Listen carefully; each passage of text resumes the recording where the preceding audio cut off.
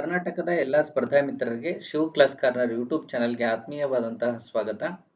ಇವತ್ತಿನ ದಿನ ನಾವು ಪ್ರಮುಖ ಪ್ರಚಲಿತ ಘಟನೆಯನ್ನ ನೋಡೋಣ. ಅದರಲ್ಲಿ ವಿಶೇಷವಾಗಿ ವಿಶ್ವ ಯೋಗ ದಿನಾಚರಣೆಯ ವಿಶೇಷತೆಗಳನ್ನ ನೋಡೋಣ. ಅದಕ್ಕಿಂತ ಮುಂಚಿತವಾಗಿ ಈ ಶಿವ್ ಕ್ಲಾಸ್ ಕಾರ್ನರ್ ಯೂಟ್ಯೂಬ್ ಚಾನೆಲ್ನ ಆರಂಭಿಸಿರುವಂತಹ ನನ್ನ ಬಗ್ಗೆ ಸ್ವಲ್ಪ ಕಿರು ಪರಿಚಯವನ್ನ ಮಾಡಿಕೊಳ್ಳೋಣ. ನನ್ನ ಹೆಸರು ಶಿವಣ್ಣ ಬಿ ಅಂತೇಳಿ. ನಾನು ಕರ್ನಾಟಕ ಮುಕ್ತ ವಿಶ್ವವಿದ್ಯಾಲಯ ಧಾರವಾಡದಿಂದ ಪದವಿ ಮತ್ತು ರಾಜಕೀಯ ವಿಜ್ಞಾನದಲ್ಲಿ ಸ್ನಾತಕೋತ್ತರ ಪದವಿಯನ್ನು ಪಡೆದಿರುತ್ತೇನೆ. ಹಾಗೆಯೇ ಇಂದಿರಾ ಗಾಂಧಿ ನ್ಯಾಷನಲ್ ಓಪನ್ ಯೂನಿವರ್ಸಿಟಿಯಿಂದ ಬ್ಯಾಚುಲರ್ ಆಫ್ ಎಜುಕೇಶನ್ ಪದವಿಯನ್ನು ಪಡೆದಿರುತ್ತೇನೆ. ಹಾಗೆಯೇ ಪದವಿ ಅಂತಿಮ ವರ್ಷದಲ್ಲಿ KS ಪೂರ್ವಭಾವಿ ಪರೀಕ್ಷೆ ಉತ್ತೀರ್ಣ ಹಾಗೂ ಮುಖ್ಯ ಪರೀಕ್ಷೆಯಲ್ಲಿ ಉತ್ತೀರ್ಣಗೊಂಡು ಸಂದರ್ಶನ ನೀಡಿದ ಅನುಭವವಿದೆ. ನಾನು ಈ ಕೆಳಗಿನ ಎಕ್ಸಾಮ್ಗಳನ್ನು ಕ್ಲಿಯರ್ ಮಾಡಿರ್ತೇನೆ. KPSC 2 ಬಾರಿ KS ಇಂಟರ್ವ್ಯೂ ಕೊಟ್ಟಿರ್ತೇನೆ 2017 ಮತ್ತು 2022ರಂದು. ಹಾಗೆಯೇ ರೈಲ್ವೆ ರಿಕ್ರೂಟ್ಮೆಂಟ್ ಬೋರ್ಡ್ ನಡೆಸುವಂತಹ ಎಕ್ಸಾಮ್ ಅನ್ನ 2013 ಮತ್ತು 2015ರಲ್ಲಿ 2 ಬಾರಿ ಕ್ಲಿಯರ್ ಮಾಡಿರ್ತೀನಿ. ಹಾಗೆಯೇ ಟೀಚರ್ ಎಲಿಜಿಬಿಲಿಟಿ ಟೆಸ್ಟ್ ಪೇಪರ್ 1 ಮತ್ತೆ ಪೇಪರ್ 2 ಅನ್ನ 2014ರಲ್ಲಿ ಕ್ಲಿಯರ್ ಮಾಡಿರ್ತೀನಿ. ಹಾಗೆಯೇ ಸೆಕೆಂಡ್ ಡಿವಿಷನಲ್ ಅಸಿಸ್ಟೆಂಟ್ ಅಕೌಂಟ್ ಎನ್ನುವಂತಹ ಎಕ್ಸಾಮ್ ಅನ್ನ 2015ರಲ್ಲಿ ಕ್ಲಿಯರ್ ಮಾಡಿರ್ತೀನಿ. ಇದು RDPR ಡಿಪಾರ್ಟ್ಮೆಂಟ್ಗೆ ಸೇರಿದ್ದು. ಹಾಗೆಯೇ ಪ್ರೈಮರಿ ಸ್ಕೂಲ್ ಟೀಚರ್ ಅನ್ನ 2016ರಲ್ಲಿ ಕ್ಲಿಯರ್ ಮಾಡಿರ್ತೀನಿ. ಇನ್ನು ಕರ್ನಾಟಕ ಸ್ಟೇಟ್ ಎಲಿಜಿಬಿಲಿಟಿ ಟೆಸ್ಟ್ ಮತ್ತೆ ಯೂನಿವರ್ಸಿಟಿ ಗ್ರಾಂಟ್ ಕಮಿಷನ್ ಅವರು ನಡೆಸುವಂತಹ national eligibility test political science ನಲ್ಲಿ ಕ್ಲಿಯರ್ ಮಾಡಿರ್ತೀನಿ. ಹಾಗೆಯೇ ಅಸಿಸ್ಟೆಂಟ್ ಪ್ರೊಫೆಸರ್ 1:2 ಸೆಲೆಕ್ಟ್ ಆಗಿದ್ದು KE ನಡೆಸುವಂತಹ ಎಕ್ಸಾಮ್ ಅಲ್ಲಿ 2 ಅಂಕಗಳಿಂದ ಹುದ್ದೆಯನ್ನು ಕೈತಪ್ಪಿರುತ್ತೆ. ಹಾಗೆಯೇ 2025ರಲ್ಲಿ ನಾನು KPSC ನಡೆಸುವಂತಹ ಗೆಜೆಟೆಡ್ ಪ್ರೊಫೆಷನರಿ ಎಕ್ಸಾಮ್ ನಲ್ಲಿ ಪ್ರಿಲಿಮ್ಸ್ ಕ್ಲಿಯರ್ ಮಾಡಿ ಮೇನ್ಸ್ ಎಕ್ಸಾಮ್ ಅನ್ನ ಕೊಟ್ಟಿರ್ತೇನೆ. ಇದು ನನ್ನ ಕಿರು ಪರಿಚಯ. ಈಗ ನಮ್ಮ ಯೋಗದ ವಿಶೇಷತೆಗಳ ಬಗ್ಗೆ ತಿಳಿದುಕೊಳ್ಳೋಣ ಬನ್ನಿ. ಪ್ರತಿ ವರ್ಷದಂತೆ ಈ ವರ್ಷವೂ ಸಹ ಜೂನ್ 21ರಂದು ವಿಶ್ವ ಯೋಗ ದಿನಾಚರಣೆಯನ್ನ ಆಚರಿಸಲಾಗ್ತಾ ಇದೆ. ಹಾಗಾದ್ರೆ ಅದರ ವಿಶೇಷತೆಗಳನ್ನ ತಿಳಿದುಕೊಳ್ಳೋಣ. ಈಗ ಯೋಗ ಪ್ರತಿ ವರ್ಷ 21ರಂದು ಜೂನ್ 21ರಂದು ಆಚರಿಸಲಾಗುತ್ತದೆ. ಹಾಗಾದ್ರೆ ಆ ಯೋಗವನ್ನ ಯಾವಾಗ ಆರಂಭ ಆಯಿತು, ಅದರ ಇತಿಹಾಸ ಏನು ಅನ್ನೋದನ್ನ ಒಂದ್ಸರಿ ನೋಡೋಣ. ವಿಶ್ವ ಯೋಗ ದಿನವನ್ನ ಪ್ರತಿ ವರ್ಷ ಜೂನ್ 21ರಂದು ಆಚರಿಸಲಾಗುತ್ತದೆ. ಇದನ್ನ ಮೊದಲ ಬಾರಿ 2015 ಜೂನ್ 21ರಂದು ಆಚರಿಸಲಾಗಿತ್ತು.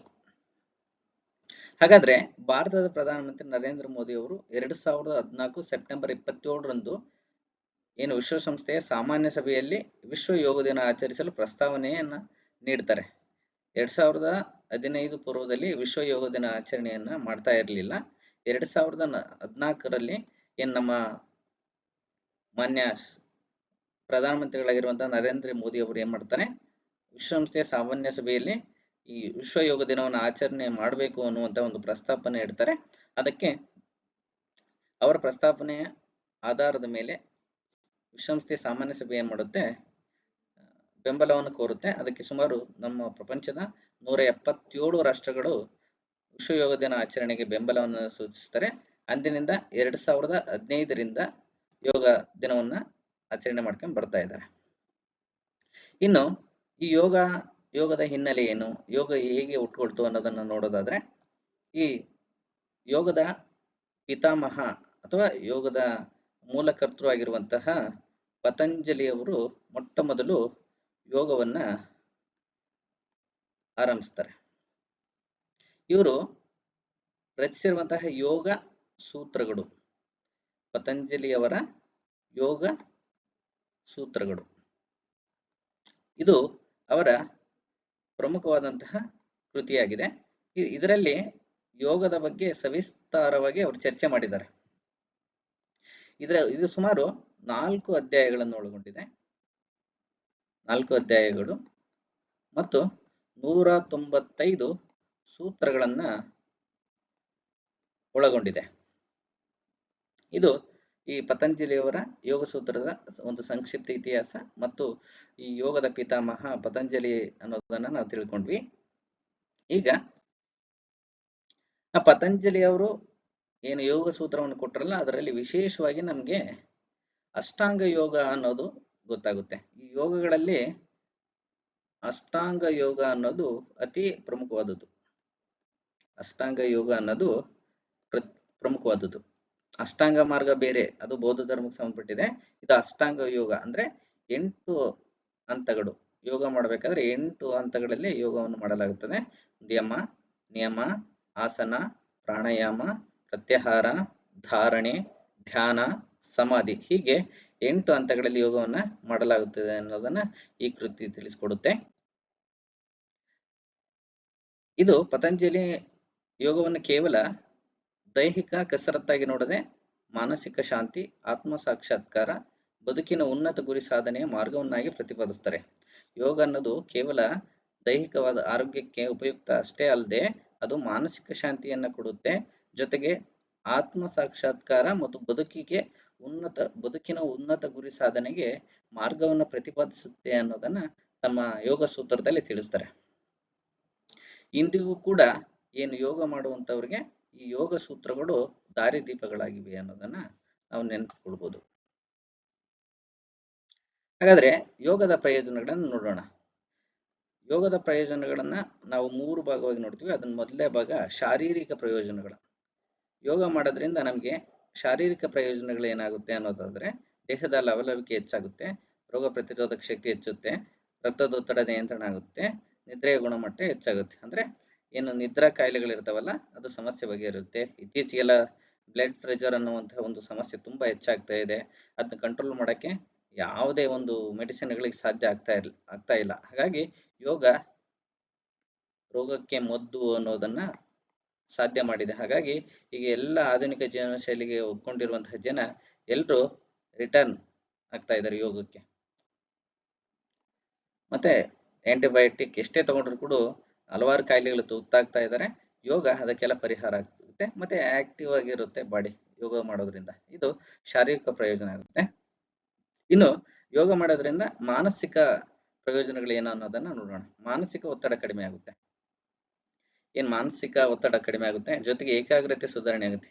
ಇತ್ತೀಚೆಗೆ ಬಹಳ ಜನತೆಗೆ ಏಕಾಗ್ರತೆ ಕಡಿಮೆ ಆಗ್ತಾ ಇದೆ. ಸಣ್ಣ ಸಣ್ಣ ಒಂದು ಸಂಗತಿಗಳಿಗೆ ತುಂಬಾ ಗೊಂದಲಕ್ಕೊಳಗಾಗ್ತಾರೆ. ಯಾವುದೇ ಕೆಲಸದಲ್ಲಿ ಕೂಡ ಏಕಾಗ್ರತೆ ಇರಲ್ಲ. ಅವಕ್ಕೆಲ್ಲ ಪರಿಹಾರವಾಗಿ ಯೋಗ ನೆರವಾಗುತ್ತೆ. ಇನ್ನು ಮನದ ದೌರ್ಬಲ್ಯ. ಪ್ರತಿಯೊಬ್ಬ ಮನುಷ್ಯರು ಕೂಡ ಮಾನಸಿಕ ಒಂದು ದೌರ್ಬಲ್ಯ ಇರುತ್ತೆ, ಅದನ್ನ ನಿಯಂತ್ರಣ ಮಾಡಬೇಕು. ಈಗ ಏನಂತಾರೆ, ಮನಸ್ಸು ಮಂಗನಂತೆ ವರ್ತನೆ ಮಾಡುತ್ತೆ ಅಂತಾರಲ್ಲ, ಅದನ್ನ ನಿಯಂತ್ರಣ ಮಾಡಕ್ಕೆ ಯೋಗ ಸಹಾಯ ಆಗುತ್ತೆ. ಇನ್ನು ಉತ್ಸಾಹ, ಆನಂದ ಭರಿತ ಮನಸ್ಸು. ಯೋಗ ಮಾಡೋದ್ರಿಂದ ನಾವು ಅದೇನಾದ್ರೂ ಬೆಳಿಗ್ಗೆ ನಾವು ಯೋಗ ಮಾಡಿದ್ರೆ ಅದೇನ ಪೂರ್ತಿ ನಮ್ಗೆ ಉತ್ಸಾಹ, ಕ್ರಿಯಾಶೀಲತೆ, ಆನಂದ ತುಂಬಿರುತ್ತೆ. ಹಾಗೆ ಪ್ರತಿದಿನ ಯೋಗ ಮಾಡೋದ್ರಿಂದ ನಾವು ಉತ್ಸಾಹ, ನಮ್ಮ ಕಾರ್ಯಗಳಲ್ಲಿ ಉತ್ಸಾಹವನ್ನ ಮಾಡೋದ್ರಿಂದ ಕ್ರಿಯಾಶೀಲತೆ ಮತ್ತು ಉತ್ಪಾದಕತೆ ಹೆಚ್ಚಿಗೆ ಮಾಡಕ್ ಕೂಡ ಇದು ಯೋಗ ಅನುಕೂಲ ಆಗುತ್ತೆ. ಇನ್ನು ಸಾಮಾಜಿಕ ಆಧ್ಯಾತ್ಮಿಕ ಪ್ರಯೋಜನಗಳು. ಯೋಗ ಕೇವಲ ದೈಹಿಕ ಮತ್ತು ಮಾನಸಿಕ ಪ್ರಯೋಜನ ನೀಡುವುದರ ಜೊತೆಯಲ್ಲಿ ಆತ್ಮ ನಿರೀಕ್ಷಣೆಗೆ, ಅಂದ್ರೆ ತಮ್ಮ ಮಾನಸಿಕ ಏನು ಅಂತರಾಳ ಆತ್ಮಸಾಕ್ಷಿ ಅಂತಾರಲ್ಲ, ಅದನ್ನ ಪ್ರಶ್ನೆ ಮಾಡ್ಕೊಳ್ಳೋಕೆ ಕೂಡ ಅನುಕೂಲ ಆಗುತ್ತೆ. ಇನ್ನು ಒಳನೋಟ ಮತ್ತು ಶಾಂತಿ. ವಸುದೈವ ಕುಟುಂಬಕಂ ಅಂತ ಏನಂತೀವ, ಅಥವಾ ಜಗತ್ತಿನ ಶಾಂತಿಗಾಗಿ ನಮ್ಮ ದೇಶ ಪ್ರತಿ ಪರಂಪರೆಯಲ್ಲಿ ಆ ತತ್ವವನ್ನ ಪಾಲನೆ ಮಾಡುತ್ತದೆ, ಅದನ್ನ ಯೋಗ ಅಂತಕ್ಕಂಥ ಒಂದು ತತ್ವ ಪ್ರತಿಪಾದಿಸುತ್ತೆ. ಇನ್ನು ಜೀವನ ಶೈಲಿಯು ಉತ್ತೇಜನ ಮಾಡುತ್ತೆ. ಸುಸ್ಥಿರ ಜೀವನ ಶೈಲಿ ಅಂತ ಕರಿಬೇಕು. ಏನಂತಂದ್ರೆ ನಾವು ಯಾರಿಗೂ ಕೂಡ ಕೇಡನ್ನು ಬಯಸದೆ ಎಲ್ಲರ ಒಳಿತಿಗಾಗಿ ನಾವು ಜೀವನವನ್ನು ಸವಿಸಿದಾಗ ಮಾತ್ರ ಅದೊಂದು ಸಾರ್ಥಕ ಜೀವನ ಆಗುತ್ತೆ. ಅಂತ ಒಂದು ಹಾದಿಯಲ್ಲಿ ನಡೆಸೋದು, ಕೈ ಹಿಡಿದು ನಡೆಸೋದು ಯೋಗವಾಗಿದೆ. ಇನ್ನು ಧ್ಯಾನ ಮತ್ತು ಸ್ವಜ್ಜೀಯತೆ. ನೀವೇನಾದ್ರೂ ಬೆಳಿಗ್ಗೆ ಒಂದು 5 ನಿಮಿಷ ಧ್ಯಾನ ಮಾಡಿದ್ರೆ ನಿಮ್ಮ ಮನಸ್ಸು ಪ್ರಫುಲ್ಲ ಆಗುತ್ತೆ. ಅವತ್ತಿನ ದಿನ ನೀವು ಒಂದು ರೀತಿ ಕೋಪ ಅಥವಾ ಒಂದು ಮನಸ್ಸಿನ ಒಂದು ತುಂಬಲುಗಳೆಲ್ಲ ಕಡಿಮೆ ಆಗುತ್ತೆ. ಇದು ದೈಹಿಕ, ಮಾನಸಿಕ ಮತ್ತು ಆರೋಗ್ಯ ಪ್ರಯೋಜನಗಳಿಗೆ ಯೋಗ ಕೊಡುವಂತಹ ಒಂದು ಕೊಡುಗೆ. ಇನ್ನು ವಿಶೇಷವಾಗಿ ನಾವು ಜೂನ್ 21ರಂದೇ ಯಾಕೆ ವಿಶ್ವ ಯೋಗ ದಿನವನ್ನು ಆಚರಣೆ ಮಾಡ್ತೀವಿ ಅನ್ನೋದನ್ನ ನೋಡೋದಾದ್ರೆ ಇದಕ್ಕೆ 2 ಕಾರಣ ಇದೆ. ಒಂದು ಉತ್ತರಾರ್ಧಗೋಳದಲ್ಲಿ ಒಳದಲ್ಲಿ ಜೂನ್ 21 ಅತ್ಯಂತ ದೀರ್ಘ ಹಗಲನ್ನ ಹೊಂದಿದೆ. ಏನು? ದೀರ್ಘ ಹಗಲನ್ನು ಹೊಂದಿದೆ. ಇದೊಂದು ವೈಜ್ಞಾನಿಕ ಕಾರಣ ಆಯ್ತು ಅಂದ್ರೆ, ಇನ್ನೊಂದು ಉತ್ತರಾಯಣ ಆರಂಭವಾಗುವ ಆಧ್ಯಾತ್ಮಿಕ ಶ್ರೇಷ್ಠ ದಿನ. ಏನು ಭಾರತದಲ್ಲಿ ಏನು ಉತ್ತರಾಯಣ ಆರಂಭ ಆಗುತ್ತಲ್ಲ, ಆ ದಿನದಂದು ನಮ್ಮ ಒಂದು ಸಂಸ್ಕೃತಿ ಅಥವಾ ಒಂದು ಆಧ್ಯಾತ್ಮಿಕವಾಗಿ ಅತ್ಯಂತ ಶ್ರೇಷ್ಠ ದಿನ ಆಗಿರೋದ್ರಿಂದ ನಾವು ಅವತ್ತಿನ ದಿನ ಜೂನ್ 21ರಂದು ನಮ್ಮ ನರೇಂದ್ರ ಮೋದಿ ಅವರು ಪ್ರಸ್ತಾವನೆ ಸಲ್ಲಿಸಿ ಜೂನ್ 21 ಇಡೀ ವಿಶ್ವಾದ್ಯಂತ ವಿಶ್ವ ಯೋಗ ದಿನವನ್ನು ಆಚರಣೆ ಮಾಡಬೇಕು ಅನ್ನುವಂತಹ ಪ್ರಸ್ತಾಪವನ್ನು ನೀಡ್ತಾರೆ. ಹಾಗಾಗಿ ಈ 2 ಪಾಯಿಂಟ್ ಇಂಪಾರ್ಟೆಂಟ್ ಆಗುತ್ತೆ, ಎಕ್ಸಾಮ್ಗಳಲ್ಲಿ ಕೇಳಬಹುದು, ಇದು ನೆನಪಿರಲಿ. ಈಗ ನಾವು ನೋಡಿದಂತೆ ಈಗ 2014ರಲ್ಲಿ ಏನು UN ಅದನ್ನ ಅಂಗೀಕಾರ ಮಾಡಿತ್ತು, ಭಾರತ ನೇತೃತ್ವದಲ್ಲಿ ಪ್ರಸ್ತಾವನೆಯನ್ನು ಸಲ್ಲಿಸಿದ್ರು. ಮತ್ತೆ ಯೋಗವನ್ನ ಆಚರಣೆ ಮಾಡಬೇಕು ಅಥವಾ ಅದನ್ನ ಯೋಗ ದಿನಾಚರಣೆ ಮಾಡಬೇಕಾದ್ರೆ ಆಯುಷ್ ಸಚಿವಾಲಯ ಸಕ್ರಿಯ ಭಾಗವಹಿಸುತ್ತೆ. ಅಂದ್ರೆ ಇದು ನೇತೃತ್ವ ತೆಗೆದುಕೊಂಡ್ಬಿಟ್ಟು ಯೋಗ ದಿನಾಚರಣೆಯ ಯಶಸ್ವಿಗೊಳಿಸುತ್ತೆ. ಹಾಗೇನೆ ಪ್ರಸ್ತುತ ವಿಶ್ವದ 190ಕ್ಕೂ ಅಧಿಕ ರಾಷ್ಟ್ರಗಳು ಯೋಗ ಕಾರ್ಯಕ್ರಮಗಳನ್ನ ಪ್ರತಿ ವರ್ಷ ಜೂನ್ 21ರಂದು ಆಚರಣೆ ಮಾಡ್ತಾರೆ. ಮತ್ತೆ ಯೋಗ ಇದೆಯಲ್ಲ, ಅದು ಪ್ರತಿ ವರ್ಷ ಒಂದೊಂದು ಥೀಮ್ನ ಅಡಿಯಲ್ಲಿ ಆಚರಣೆ ಮಾಡಲಾಗುತ್ತೆ. ಹಾಗಾದ್ರೆ ಮೊದಲ ಬಾರಿಗೆ ವಿಶ್ವ ಯೋಗ ದಿನವನ್ನ ಎಲ್ಲಿ ಮತ್ತು ಯಾವಾಗ ಆಚರಿಸಲಾಯಿತು ಅನ್ನೋದನ್ನು ನೋಡೋದಾದ್ರೆ 2015 ಜೂನ್ 20ರಂದು ನವದೆಹಲಿಯ ರಾಜಪಥದಲ್ಲಿ ನರೇಂದ್ರ ಮೋದಿ ಅವರ ನೇತೃತ್ವದಲ್ಲಿ ಸುಮಾರು 112 ಪ್ರತಿನಿಧಿಗಳು ಸೇರಿರ್ತಾರೆ. ಅಲ್ಲಿ ರಾಷ್ಟ್ರಪತಿ ಪ್ರಣಬ್ ಮುಖರ್ಜಿ, ಆಗಿನ ರಾಷ್ಟ್ರಪತಿ ಪ್ರಣಬ್ ಮುಖರ್ಜಿ ಅವರು ಭಾಗವಹಿಸಿರ್ತಾರೆ. ಇಲ್ಲಿ 39,985 ಜನರು ಒಂದೇ ವೇದಿಕೆಯಲ್ಲಿ ಸಮೂಹ ಯೋಗಾಭ್ಯಾಸ ಮಾಡಿಬಿಟ್ಟು ಗಿನ್ನಿಸ್ ರೆಕಾರ್ಡ್ ಮಾಡ್ತಾರೆ ಆಗ 2015ರಲ್ಲಿ. ಹಾಗಾಗಿ ಪ್ರತಿ ವರ್ಷ ಕೂಡ ಸಾಮೂಹಿಕವಾಗಿ ವಿಶ್ವಾದ್ಯಂತ ಯೋಗ ದಿನವನ್ನ ಆಚರಣೆ ಮಾಡಲಾಗುತ್ತದೆ. ಹಾಗೇನೆ ಮೊದಲ ಬಾರಿಗೆ 2015ರಲ್ಲಿ ಯೋಗ ಫಾರ್ ಹಾರ್ಮೋನಿ ಪೀಸ್, ಸಾಮರಸ್ಯ ಮತ್ತು ಶಾಂತಿಗಾಗಿ ಯೋಗ ಎಂಬ ವಾಕ್ಯದಡಿಯಲ್ಲಿ ಮೊದಲ ಬಾರಿಗೆ ವಿಶ್ವ ಯೋಗ ದಿನವನ್ನು ಆಚರಣೆ ಮಾಡಲಾಗುತ್ತದೆ. ಅಂದಿನಿಂದ ಪ್ರತಿ ವರ್ಷ ಕೂಡ ಒಂದೊಂದು ಧ್ಯೇಯ ವಾಕ್ಯದಡಿಯಲ್ಲಿ ಆಚರಣೆ ಮಾಡ್ಕೊಂಡು ಬರ್ತಾ ಇದ್ದಾರೆ. ಇನ್ನು ಪ್ರತಿಯೊಂದು ಎಕ್ಸಾಮ್ಗಳಲ್ಲಿ ಈ ಯೋಗ ದಿನಾಚರಣೆಯ ಧ್ಯೇಯ ವಾಕ್ಯಗಳನ್ನು ಕೇಳ್ತಾರೆ, ಒಂದಿವ್ಸ ಬರೆಯೋಕೆ. ಹಾಗಾಗಿ ಒಂದು ಕ್ವಿಕ್ ರೌಂಡ್ ಆಗಿ ನೋಡ್ಕೊಂಡ್ ಬಂದ್ಬಿಡೋಣ. ಈಗಾಗಲೇ ನೋಡಿದ್ವಿ 2015ರ ರಾಜಪಥದಲ್ಲಿ ನಡೀತು, ನವದೆಹಲಿಯಲ್ಲಿ ನಡೀತು. ಯೋಗ ಫಾರ್ ಹಾರ್ಮನಿ ಅಂಡ್ ಪೀಸ್ ಅನ್ನುವಂತಹ ಧ್ಯೇಯದಲ್ಲಿ ನಡೆಯಿತು. ಹಾಗೆ 2016ರಲ್ಲಿ ಚಂಡೀಗಢದಲ್ಲಿ ನಡೆಯುತ್ತೆ. ಅದರ ಥೀಮ್ ಏನಾಗಿತ್ತು ಅಂದ್ರೆ ಕನೆಕ್ಟ್ ದ ಯೂತ್, ಯೋಗವನ್ನು ಯುವ ಜನತೆಯೊಂದಿಗೆ ಸಂಪರ್ಕಿಸಿ ಅಂತೇಳಿ. ಇನ್ನು 2017ರಲ್ಲಿ ಲಕ್ನೋನಲ್ಲಿ ನಡೆಯುತ್ತೆ. ಇದರ ಥೀಮ್ ಏನಾಗಿತ್ತು ಅಂದ್ರೆ ಯೋಗ ಫಾರ್ ಹೆಲ್ತ್ ಅಂತ ಆಗಿತ್ತು. ಹಾಗೆ 2018ರಲ್ಲಿ ಡೆಹ್ರಾಡೂನ್ ನಲ್ಲಿ ನಡೆಯುತ್ತೆ.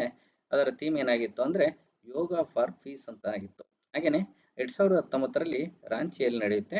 ಅದರ ಥೀಮು ಯೋಗ ಫಾರ್ ಆರ್ಟ್, ಹೃದಯ ಆರೋಗ್ಯಕ್ಕಾಗಿ ಯೋಗ. ಇದು ಇಂಪಾರ್ಟೆಂಟ್ ಆಗುತ್ತೆ. ಯಾಕಾಗಿ ಇದನ್ನ ಥೀಮ್ ಆಯ್ಕೆ ಮಾಡ್ಕೊಂಡ್ರು ಅಂತಂದ್ರೆ, ಭಾರತವು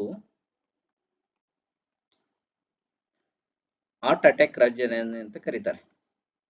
ಹಾರ್ಟ್ ಅಟ್ಯಾಕ್ ನಿಮಗೆಲ್ಲ ಗೊತ್ತಿರಲಿ, ಅತಿ ಹೆಚ್ಚು ಹಾರ್ಟ್ ಅಟ್ಯಾಕ್ ಸಂಭವಿಸುವಂತಹ ದೇಶ ಯಾವುದಾದ್ರೂ ಇದ್ರೆ ಅದು ನಮ್ಮ ಭಾರತ. ಹಾಗಾಗಿ ಹಾರ್ಟ್ ಅಟ್ಯಾಕ್ಗಳ ರಾಜಧಾನಿ ಅಂತೇಳಿ ನಮ್ಮ ಭಾರತವನ್ನು ಕರೀತಾರೆ. ಹಾಗಾಗಿ ಅದರ ಒಂದು ಜಾಗೃತಿ ಮೂಡಿಸುವುದಕ್ಕಾಗಿ ಯೋಗದ ಥೀಮ್ ಆಗಿ ಆ ವರ್ಷ ಆಚರಣೆ ಮಾಡ್ತಾರೆ. ಇನ್ನು 2020ರಲ್ಲಿ ಕೋವಿಡ್ ಕಾರಣದಿಂದ ಮನೆಯಲ್ಲೇ ಆಚರಣೆ ಮಾಡೋಕ್ಕಂತ ಹೇಳಿದ್ರು. Yoga at home, yoga with family ಅನ್ನೋ ಥೀಮ್ ಅಡಿಯಲ್ಲಿ ಆ ವರ್ಷ ಆಚರಣೆ ಮಾಡಲಾಯಿತು.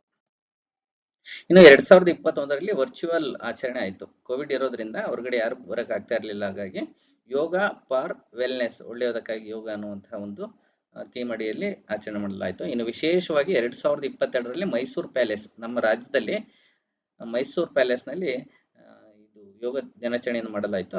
ಆಗಿನ ಥೀಮ್ ಏನಾಗಿತ್ತು ಅಂದ್ರೆ ಯೋಗ ಫಾರ್ ಹ್ಯುಮ್ಯಾನಿಟಿ ಅಂತಾಗಿತ್ತು. ಇನ್ನು 2023ರಲ್ಲಿ UN ಮುಖ್ಯಾಲಯ, ಇದು ಕೂಡ ಇಂಪಾರ್ಟೆಂಟ್ ಆಗುತ್ತೆ. ಅದು ನ್ಯೂಯಾರ್ಕ್ ನಲ್ಲಿ ನಡೆಯುತ್ತೆ. ಅದು ಮೋದಿಯವರ ನೇತೃತ್ವದಲ್ಲಿ. ಇಲ್ಲಿ ಏನಾಗಿತ್ತು ಅಂದ್ರೆ ಇಂಪಾರ್ಟೆಂಟ್ ಥೀಮು ಯೋಗ ಫಾರ್ ವಸುದೈವ ಕುಟುಂಬಕಂ, ಇಡೀ ಜಗತ್ತೇ ಒಂದು ಕುಟುಂಬ. ಈ ತತ್ವ ಇದೆಯಲ್ಲ ಬಹಳ ಪ್ರಮುಖ ಪಾತ್ರ ವಹಿಸುತ್ತೆ ಈಗಿನ ಕಾಲದಲ್ಲಿ. ಯಾಕಂದ್ರೆ ಈಗ ಆಲ್ರೆಡಿ ಜಗತ್ತು ಯುದ್ಧಗಳಿಂದ ತುಂಬ ಹೋಗಿದೆ. ಜಗತ್ತೇನಿದೆ ಯುದ್ಧಗಳಿಂದ ತುಂಬ ಹೋಗ್ತದೆ. ಪ್ರತಿಯೊಂದು ಕಾಲದಲ್ಲಿ ಕೂಡ ಇತ್ತೀಚೆಗೆ ಏನಾಗಿದೆ ಅಂತಂದ್ರೆ ಯುದ್ಧಗಳನ್ನು ಮಾಡ್ತಾ ಇದ್ದಾರೆ. ರಷ್ಯಾ ಉಕ್ರೇನ್ ಯುದ್ಧ ಇರ್ಬೋದು, ಮತ್ತೆ ಈಗ ನಡೀತಕ್ಕಂಥ ಇರಾನ್ ಇಸ್ರೇಲ್ ಯುದ್ಧ, ಹೀಗೆ ಯುದ್ಧಗಳು ಇತ್ತೀಚೆಗೆ ನಮ್ಮ ಭಾರತ ಮತ್ತು ಪಾಕಿಸ್ತಾನ ಕೂಡ ಯುದ್ಧ ಮಾಡಿತ್ತು. ಹಾಗಾಗಿ ವಸುದೈವ ಕುಟುಂಬಕಂ, ಇಡೀ ಜಗತ್ತೇ ಒಂದು ವಿಶ್ವ, ನಾವು ಪ್ರತಿಯೊಬ್ಬರಿಗಾಗಿ ಬದುಕಬೇಕು, ನಮಗಾಗಿ ಅಲ್ಲ ಅನ್ನುವಂತಹ ಒಂದು ತತ್ವವನ್ನ ಪ್ರತಿಪಾದಿಸುತ್ತೆ. ಈ ಯೋಗ ಆಚರಣೆಯ ಮುಖ್ಯ ಉದ್ದೇಶ ಏನಂದ್ರೆ ಜಾಗತಿಕ ಸಾಮರಸ್ಯ, ಶಾಂತಿಯನ್ನ ಉಂಟು ಮಾಡುವಂತಹ ಉದ್ದೇಶವನ್ನ ಇಟ್ಕೊಂಡು ಈ ಯೋಗದ ಆಚರಣೆಗಳನ್ನ ಮಾಡಲಾಗ್ತಾ ಇದೆ. ಇನ್ನು 2024ರಲ್ಲಿ ಜಮ್ಮು ಕಾಶ್ಮೀರದ ಶ್ರೀನಗರದಲ್ಲಿ ಆಯೋಜನೆ ಮಾಡಲಾಗಿತ್ತು.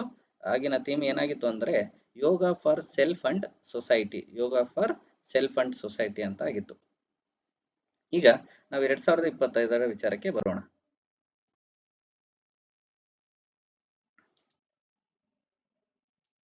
ಜಗತ್ತಿನ 177 ದೇಶಗಳಲ್ಲಿ 111ನೇ ಅಂತಾರಾಷ್ಟ್ರೀಯ ಯೋಗ ದಿನಾಚರಣೆಯನ್ನ ವೈಭವದಿಂದ ಆಚರಿಸಲಾಗುತ್ತೆ. ನಮ್ಮ ಭಾರತದಲ್ಲಿ ವಿಶಾಖಪಟ್ಟಣದ ಕಡಲ ತೀರದಲ್ಲಿ ಪ್ರಧಾನಿ ಯೋಗಾಭ್ಯಾಸ ಮಾಡ್ತಾರೆ. ಈ ವರ್ಷ ವಿಶಾಖಪಟ್ಟಣದಲ್ಲಿ ರಾಷ್ಟ್ರೀಯ ಯೋಗ ದಿನಾಚರಣೆಯನ್ನ ಆಯೋಜಿಸಲಾಗಿತ್ತು. ರಾಷ್ಟ್ರೀಯ ಯೋಗ ದಿನಾಚರಣೆ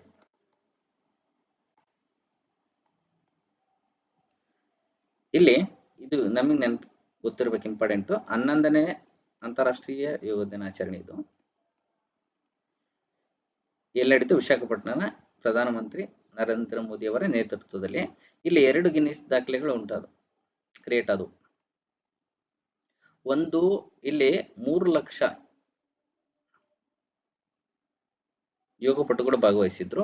ಜೊತೆಗೆ ಏಕಕಾಲದಲ್ಲಿ 22,000 ಮಕ್ಕಳಿಂದ 22,000 ಮಕ್ಕಳಿಂದ ಏನ್ ಮಾಡಿದ್ರು? ಏಕಕಾಲದಲ್ಲಿ 108 ನಿಮಿಷದಲ್ಲಿ 108 ಸೂರ್ಯ ನಮಸ್ಕಾರ, 108 ನಿಮಿಷದಲ್ಲಿ 108 ಸೂರ್ಯ ನಮಸ್ಕಾರ, ಇವೆರಡು ಕೂಡ ಗಿನ್ನಿಸ್ ವಿಶ್ವ ದಾಖಲೆಗೆ ಸೇರ್ಪಡೆ ಆಯಿತು. ಇದು ಈ ಒಂದು ವರ್ಷದ ವಿಶ್ವ ಯೋಗ ದಿನದ ವಿಶೇಷತೆ. ಇನ್ನು ನಾವು ಎಲ್ಲ ಈಗ ನೋಡಿದ್ವಿ, ಏನು ಅದು ಆಂಧ್ರದಲ್ಲಿ ಆಯೋಜನೆ ಆಗಿತ್ತು. ಅದರ ಒಂದು ನೇತೃತ್ವವನ್ನ ಯೋಗ ಸಂಗಮ ಅಂತೇಳಿ ಗೋವಾದ ಅಖಿಲ ಭಾರತ ಆಯುರ್ವೇದ ಸಂಸ್ಥೆಯ ಪೇಡಂ ಕ್ರೀಡಾಂಗಣದಲ್ಲಿ ಸಂಕೀರ್ಣದಲ್ಲಿ ಆಯೋಜಿಸಿತ್ತು ಅನ್ನೋದನ್ನ ನೋಡಿದ್ವಿ. ಹಾಗೇನೆ ಇಂಪಾರ್ಟೆಂಟ್ ಏನಂತಂದ್ರೆ ಈ ವರ್ಷದ 2025ರ ಯೋಗ ಥೀಮ್ ಏನಾಗಿತ್ತು ಅನ್ನೋದನ್ನ ನೋಡೋದಾದ್ರೆ, ಈ ವರ್ಷ yoga for one earth one health ಎಂಬ ಥೀಮ್ ಅಡಿಯಲ್ಲಿ ಏನಾಯ್ತು? ಆಯೋಜನೆ ಆಯಿತು. Yoga for one earth one health. ಯಾಕೆ ಹೀಗಾಯ್ತು ಅಂತ, ಯಾಕೆ ಆಯ್ಕೆ ಮಾಡ್ಕೊಂಡಿದ್ದಾರೆ ಅನ್ನೋದನ್ನು ನೋಡೋದಾದ್ರೆ, ಇತ್ತೀಚೆಗೆ ಏನಾಗ್ಬಿಟ್ಟಿದೆ, ನಾನ್ ಕಮ್ಯುನಬಲ್ ಡಿಸೀಸಸ್ಗಳ ಸಂಖ್ಯೆ ಹೆಚ್ಚಾಗಿಬಿಟ್ಟಿದೆ.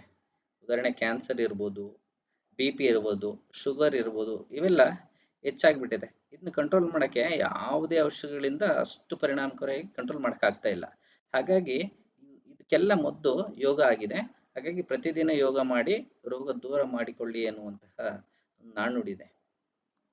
ಹಾಗಾಗಿ ಮತ್ತೆ return to yoga, return to ಪರಂಪರೆ, ಏನು ಪ್ರಾಚೀನ ಕಾಲದ ಒಂದು ವೈದ್ಯಕೀಯ ಪರಂಪರೆಯ ಒಂದು ಭಾಗವಾಗಿ ಯೋಗವನ್ನ ಸ್ವೀಕರಿಸಕ್ಕೆ ನಮ್ಮ ದೇಶ ಅಷ್ಟೆಲ್ಲ ಜಗತ್ತಿನ ಎಲ್ಲ ಜನ ಕೂಡ ಯೋಗದತ್ತ ಮುಖ ಮಾಡ್ತಾ ಇದ್ದಾರೆ. ಹಾಗಾಗಿ ಇಡೀ ಜಗತ್ತಿನ ಎಲ್ಲ ದೇಶದ ಜನ ಕೂಡ ಯೋಗಕ್ಕೆ ಅತ್ಯಂತ ಹೆಚ್ಚು ಪ್ರಾಮುಖ್ಯತೆಯನ್ನು ಕೊಡ್ತಾ ಇದ್ದಾರೆ. ಜೊತೆಗೆ ಇನ್ನೊಂದು ವರ್ಡ್ ಇದೆ ಇಲ್ಲಿ, ಒನ್ ಅರ್ತ್ ಅಂತೇಳಿ. ಯಾಕಂದ್ರೆ ನಮ್ಮ ಭೂಮಿ ಇರೋದು ಒಂದೇ ಭೂಮಿ. ಪ್ರತಿ ದಿನ ಅಥವಾ ಪ್ರತಿ ಕ್ಷಣ ಜನಸಂಖ್ಯೆ ಹೆಚ್ಚಕ್ಕಂತ ಹೋಗ್ತಾ ಇದೆ. ಜನಸಂಖ್ಯೆ ಹೆಚ್ಚಕ್ಕಂತ ಹೋಗ್ತಾ ಇದ್ದಾಗ ಇಲ್ಲಿರ್ತಕ್ಕಂಥ ಸಂಪನ್ಮೂಲ ಏನಾಗುತ್ತೆ, ಸಂಪತ್ತು ಏನಾಗುತ್ತೆ, ಡಿಕ್ರೀಸ್ ಆಕ್ಕಂತ ಹೋಗುತ್ತೆ. ಇದರಿಂದ ಏನಾಗುತ್ತೆ, ಭೂಮಿ ಮೇಲೆ ಅತಿ ಹೆಚ್ಚು ಒತ್ತಡ ಉಂಟಾಗುತ್ತೆ. ಉದಾಹರಣೆ, ನಗರೀಕರಣದ ಪ್ರಭಾವದಿಂದಾಗಿ ಕಾಡು ನಾಶ ಮಾಡ್ತಾ ಇದೀವಿ. ವೆಹಿಕಲ್ಗಳ ಬಳಕೆಯಿಂದಾಗಿ ಇಂಧನಗಳನ್ನ ಆಳದ ಬಾವಿಗಳವರೆಗೆ ತೆಗಿತಾ ಇದೀವಿ. ಹೀಗೆ ಬಗೆದು ಭೂಮಿಯನ್ನ ನಾವು ಬಂಜೆ ಮಾಡ್ತಾ ಇದೀವಿ. ಹಾಗಾಗಿ ಈ ಥೀಮ್ನ ಅರ್ಥ ಏನಂತಂದ್ರೆ ಸುಸ್ಥಿರ ಅಭಿವೃದ್ಧಿಯನ್ನು ಕೈಗೊಳ್ಬೇಕು. ನಾವು ಸುಸ್ಥಿರ ಅಭಿವೃದ್ಧಿಯನ್ನು ಕೈಗೊಳ್ಳಬೇಕು. ಅಂದ್ರೆ ನಾವು ಅಭಿವೃದ್ಧಿಗೊಳ್ಬೇಕು, ಭೂಮಿಗೆ ಅತಿ ಹೆಚ್ಚಿನ ಒಂದು ಕೆಟ್ಟ ಪರಿಣಾಮಗಳ ಬೀರದಂತೆ ನಾವು ಅದನ್ನ ಬಳಸ್ಕೊಳ್ಬೇಕು ಸಂಪನ್ಮೂಲಗಳನ್ನ. ಜೊತೆಗೆ ಏನಾಗುತ್ತೆ ಅಂತಂದ್ರೆ ನಮ್ಮ ಭವಿಷ್ಯದ ಮಕ್ಕಳಿಗೂ ಕೂಡ ಸಂಪತ್ತನ್ನ ಉಳಿಸಿ ಹೋಗುವಂತಹ ಜವಾಬ್ದಾರಿ ನಮ್ಮ ಮೇಲೆ ಇರಬೇಕು ಅನ್ನುವಂತಹ ಉದ್ದೇಶದಿಂದ ಈ ಥೀಮ್ ಅನ್ನ ಆಯ್ಕೆ ಮಾಡ್ಕೊಂಡಿದೆ. ಹಾಗಾಗಿ ಈ ವರ್ಷದ ಥೀಮ್ ತುಂಬಾ ಚೆನ್ನಾಗಿದೆ, ಇದನ್ನ ನಾವು ಫಾಲೋ ಮಾಡ್ಬೇಕಾಗುತ್ತೆ. ಮತ್ತು ಜಗತ್ತು ಕೂಡ ಈ ಥೀಮಿನ ಬಗ್ಗೆ ಸ್ವಲ್ಪ ಆಲೋಚನೆ ಮಾಡಿಬಿಟ್ಟು ತಮ್ಮ ಒಂದು ನೀತಿ ಉಪಕ್ರಮ ಯೋಜನೆಗಳನ್ನ ಜಾರಿಗೊಳಿಸಬೇಕು.